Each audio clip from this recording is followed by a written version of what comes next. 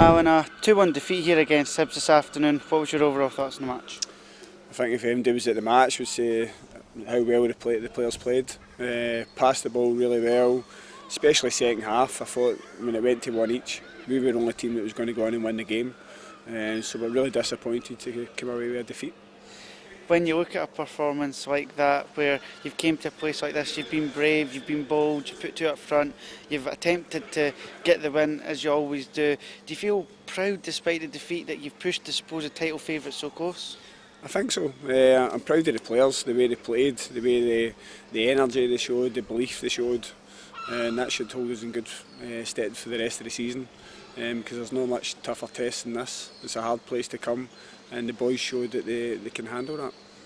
You brought in Callum Fordyce, of course, this afternoon for the suspended Lee Ashcroft and for his first game back, and I know people will maybe say, well, he made a mistake for the winning goal, but for me, for Callum coming back for his first team return in 11 months, I think he was absolutely fantastic. It was a really good performance, and it doesn't come much tougher tests than playing against guys like Cummins and Holt and Keaton's up there as well. So it was a really tough test, and I think he was really unlucky with the goal. I think there was a wee bit of a bobble.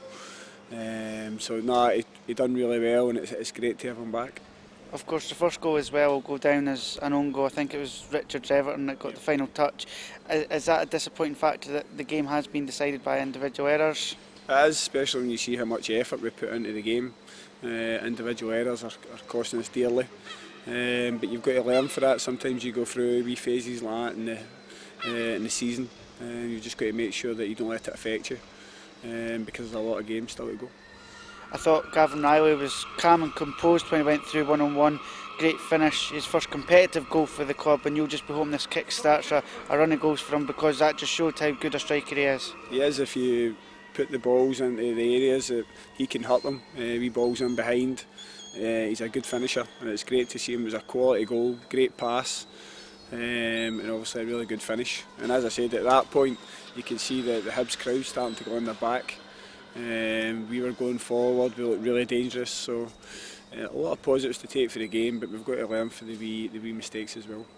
You brought David Hopkirk on with 10 minutes to go, the only substitution that you made throughout the game. Did that suggest that you were really happy with the way that the team were playing, the way that the team were set up, and really it was probably just bringing fresh legs on rather than Michael Moffat doing anything wrong? Before the second, obviously their second goal, we were the only team that was going to score. We were the only ones that was creating chances. They were on the back foot, so there's no need to change anything. It looked as though we were going to go on and win the game, but it wasn't to be today. Raith Rovers away next weekend, the first Fife derby of the season, and they've won two. It'll be another tough game, as you always say. Every game's tough, but after a demoralising defeat, after the players putting so much in, going into a Fife derby, it's probably one of the easiest games to pick the players up for. I think they're up for every game. Just the way they've started this year. We know how big a season it is. Raith Rovers finished 4th last year. They've got a lot of quality players. They've started the season well. So it's a great game to get back to, I'm sure. You look at our fan base as well, it's incredible. The amount of fans that stayed to the very end there, even though we get beat. And we want to obviously get the win for them. Yeah, the fans, I think there was around about 1,000 here this afternoon. You're probably going to get at least double that next weekend. What's the message for the fans that just continue to back the players because they're giving everything and just, keep doing what they're doing? I think you can see that with the support today. Stayed at the end and clapped the boys off even though we get beat. So I'd just like to thank them for their support. Get behind the boys, because it's a big season for us and we all want to be successful.